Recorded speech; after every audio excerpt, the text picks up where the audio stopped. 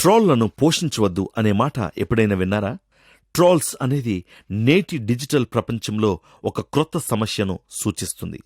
Online వినియోగదారులు వార్తలు లేదా సోషల్ మీడియా చర్చా బోర్డులపై ఉద్దేశపూర్వకంగా తాపజనకమైన, బాధ కలిగించే వ్యాఖ్యలను పదే పదే పోస్ట్ చేస్తారు. కానీ అలాంటి వ్యాఖ్యలను విస్మరించడం మంచి పని. ట్రోళ్లకు ఆహారం ఇవ్వడం మానుకుంటే సంభాషణను పట్టాలు తప్పించడం ద్వారా అలాంటి వారి పని కష్టతరమవుతుంది. వాస్తవానికి లాభం చేకూర్చే సంభాషణపై నిజమైన ఆసక్తి లేని వ్యక్తులను ఎదుర్కోవడం క్రొత్తేమీ కాదు.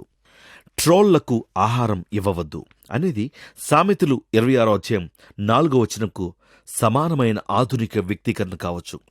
ఇది అహంకారంతో అంగీకరించని వ్యక్తితో వాదించడం అంటే వారి స్థాయికి దిగజారడం అని హెచ్చరిస్తుంది.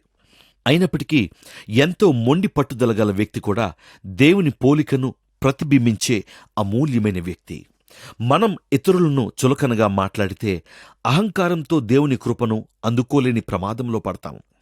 ప్రతి పరిస్థితిలో ఇతరులకు ఎలా ప్రేమను చూపించాలో ఉత్తమంగా తెలుసుకోవడానికి దేవునిపై వినయపూర్వకంగా, ప్రార్థనాపూర్వకంగా ఆధారపడటం అవసరం.